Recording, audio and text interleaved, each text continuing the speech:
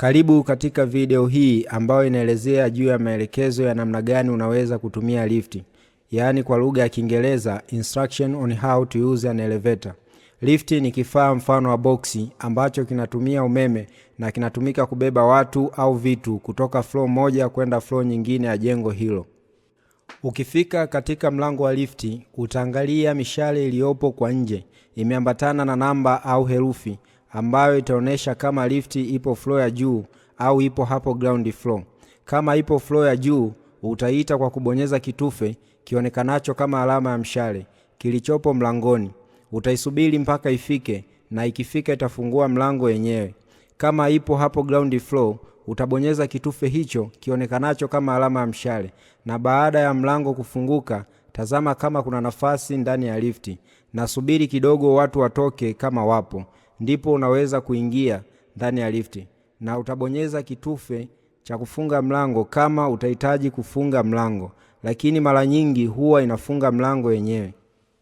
Ukiwa ndani ya lifti, utaona vitufe ambavyo viko katika namba tofauti tofauti au herufi ambavyo kwa ujumla huonesha idadi ya floor zilizopo katika gorofa hilo.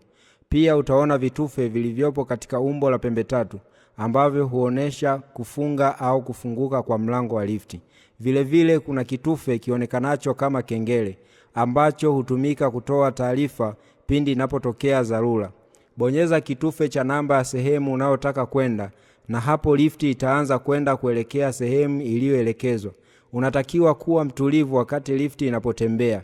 Ikifika kila floor ambako imeitwa au wanashuka, itasimama. Watashuka na kupanda, halafu itafunga na kuondoka. Ukiwa ndani ya lifti, hautakiwi kuvuta sigara, kupiga kelele, kubeba mizigo ambayo inazidi uwezo wa lifti, na kuwa makini hasa pale unapokuwa na watoto wadogo. Kuwa makini pale ambapo lifti inakaribia kufika mahali unapotaka kwenda, kwa kuangalia mabadiliko ya namba kati ya floor moja na nyingine mahali lifti ilipo. Subiri kidogo, na hapo namba ya floor unayotaka kwenda itaonekana. Hapo lifti itasimama. Bonyeza kitufe cha kufungua mlango au subiri kidogo mlango ufunguke, ndipo unaweza kutoka, na baada ya kutoka mlango wa lifti utajifunga ili kuruhusu lifti kuendelea na mfumo wake. Yafuatayo ni matatizo yanayoweza kutokea ukiwa ndani ya lifti. Ikitokea tatizo la kukatika kwa umeme, lifti itasimama kwa ghafla. Unatakiwa kubaki katika hali ya utulivu, maana ndani ya lifti kuna hewa ya kutosha.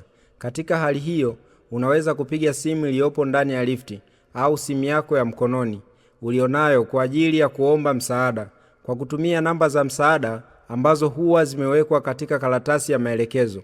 Usilazimishe kufungua mlango kwa nguvu. Unatakiwa kuwa katika hali ya utulivu pindi unapokuwa unasubiri msaada wa kitaalamu. Unaweza kuwasha tochi kwa ajili ya kuongeza mwanga ndani ya lifti. Kama lifti haitasimama katika floor unayoenda, hautakiwi kuwa na hofu, kwani ndani ya lifti kuna hewa ya kutosha. Unachotakiwa kufanya ni kubonyeza kitufe cha namba kinachoonesha floor unayotaka kwenda.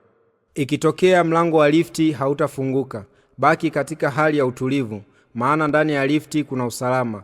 Usijaribu kufungua mlango kwa nguvu. Unachotakiwa kufanya ni kuminya kitufe cha kengele au kupiga simu ili kuomba msaada, na hapo unaweza kusubiri msaada wa kitaalamu. Asante kwa kuangalia video hii. Natumai umeelewa vizuri juu ya matumizi ya lifti.